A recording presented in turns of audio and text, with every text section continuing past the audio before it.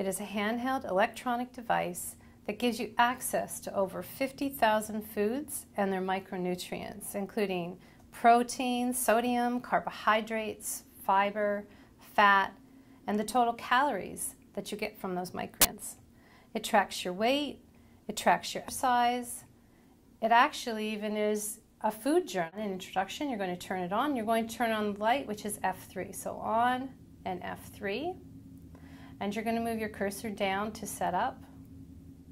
And you're going to press mark, which is your Enter key. Now, when you first get your device, it's going to be defaulted on a power save to shut off after 1 minute. So what I'm going to recommend you do is scroll down, as you just saw me do with the arrow key, down to System. You're going to enter it, and you can see here you've got a power save feature. And in this power save feature, you're going to enter that. And you can see it's defaulting to 1 minute where your device will turn off. Well, it's new for you right now, so you may want to increase this time, increasing it to 15 minutes. So your device will stay on for 15 minutes before it automatically will shut off in case you forget to turn it off. What you're going to want to do is push the arrow key down. So you're up on here for 15, push your arrow key down, and now you're going to enter that with your check mark. It's on save, press check, and now it's not going to shut off for 15 minutes. So I'm going to hit the back key because I'm done with this screen. And when you hit your back key, you're going to now set up your system date and time. So arrow up to system date and time, and you're going to check mark that to enter it.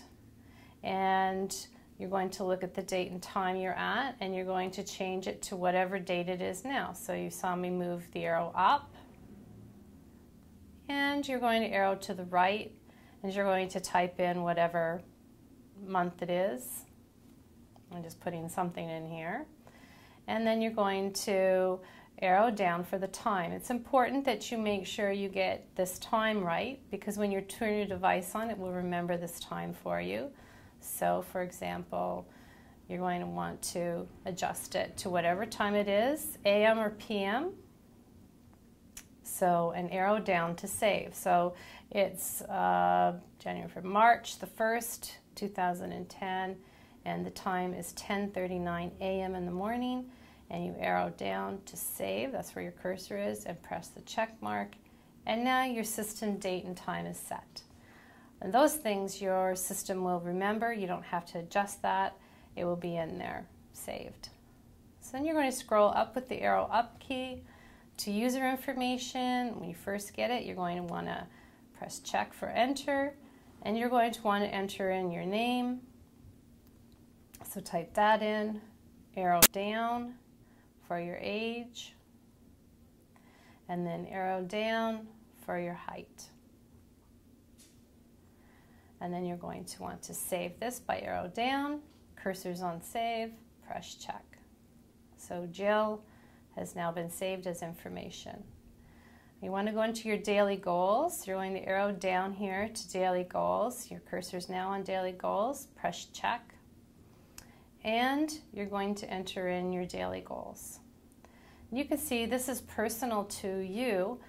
You should always check with your doctor before you enter any program. But provided you've done that, this is where you're going to enter in your daily calorie intake. So I'm going to enter in, for example, 1,500 calories per day. I'm going to enter in 200 carbs per day. I'm going to enter in 30 grams of fiber. I'm going to arrow down to protein.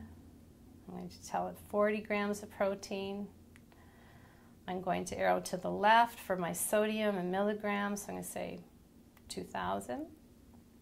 Arrow up to fat, and I'm going to enter in 40 grams of fat.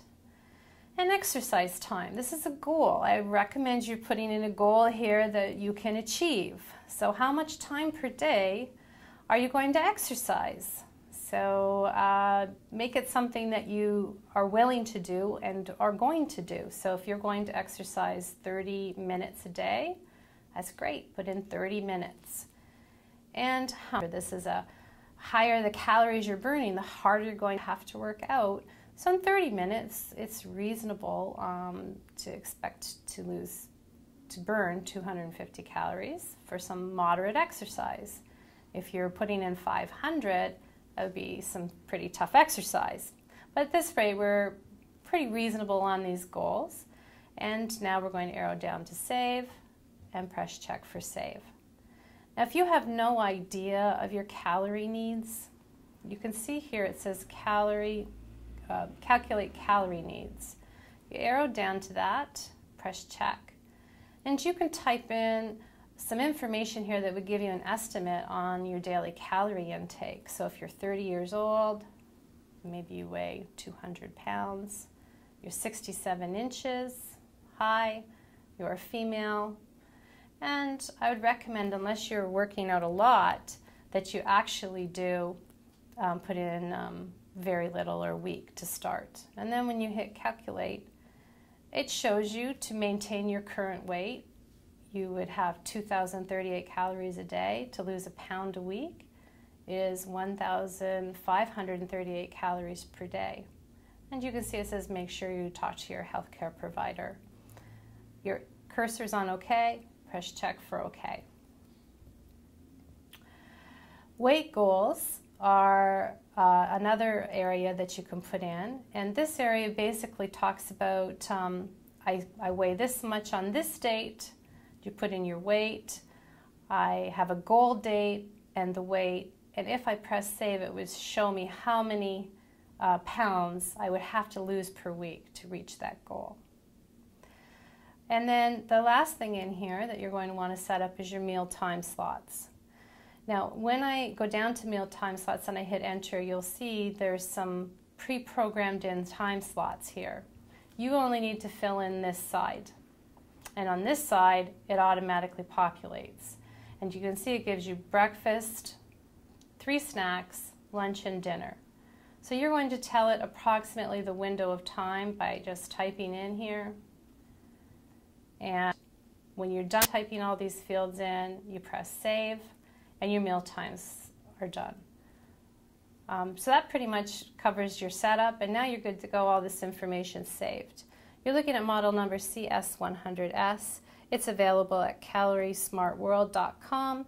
Join us for part 3, where we're going to discuss food entry and how to enter foods in that you want to eat, and how to change quantities, and how to see how those calories will be journaled.